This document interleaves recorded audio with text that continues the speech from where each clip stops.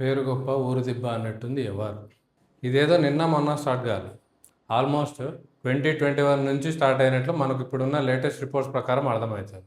2022 నుంచి 2025 మధ్యలో almost 78 complaints either through emails నుంచి కానీ చాట్స్ నుంచి కానీ మమ్మల్ని ఇట్లా హరాస్ చేస్తున్నారు, మెంటల్గా ప్రెజర్ చేస్తున్నారు, రిలీజియస్గా ప్రెజర్ చేస్తున్నారని చెప్పి కంప్లైంట్స్ ఇచ్చినప్పటికీ పూర్తిగా ఇగ్నోర్ చేశారు. ఎనీ సీరియస్ యాక్షన్ ఏది తీసుకోకుండా హెచ్ఆర్ డిపార్ట్మెంట్ నెగ్లెక్ట్ చేసింది. సో ఎన్ని కంప్లైంట్స్ ఇచ్చారు, ఏం యాక్షన్ తీసుకోలేదు. మరి ఇప్పుడు ఇది ఎట్లా బయటకు వచ్చింది?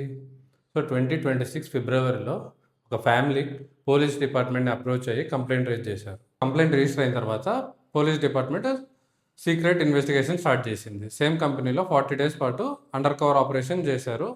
సో ఎన్విరాన్మెంట్ ఎట్లుంది, ఈ అలిగేషన్స్ ఏవైతే ఉన్నాయో అవన్నీ ఫ్యాక్టా కాదా అని చెక్ చేశారు. విట్నెస్ స్టేట్మెంట్ తీసుకున్న తర్వాత సెక్షువల్ హరాస్మెంట్, ఎంప్లాయ్మెంట్ ఎక్స్ప్లాయిటేషన్ జరుగుతుందని చెప్పి first FIR 26th March register అయ్యింది. ఫస్ట్ ఎఫ్ఐఆర్ రిజిస్టర్ అయిన తర్వాత ఏమైంది?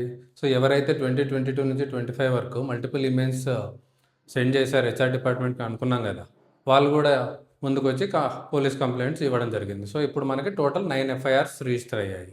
ఫస్ట్ వీక్లో స్పెషల్ ఇన్వెస్టిగేషన్ టీమ్ ఫామ్ అయ్యి sexual harassment, work place abuse, religious pressures allegations మీద ఛార్జెస్తో 7 మెంబర్స్ని 7 మందిని అరెస్ట్ చేయడం జరిగింది. April 13 తర్వాత ఇది నేషనల్ న్యూస్ అయ్యింది. టీసీఎస్ లీడర్షిప్ సీరియస్ యాక్షన్ తీసుకుంటామని చెప్పి వాళ్ళని సస్పెండ్ చేయడం జరిగింది. రిలీజియస్ కన్వర్షన్స్ అనే అలిగేషన్స్ స్టిల్ ఇన్వెస్టిగేషన్లో ఉన్నాయి. సో ఇంకా మనం ఇది స్టిల్ అండర్ ఇన్వెస్టిగేషన్ ఉన్న కేసు కాబట్టి ఇంతకంటే ఎక్కువ మాట్లాడుకోవచ్చు.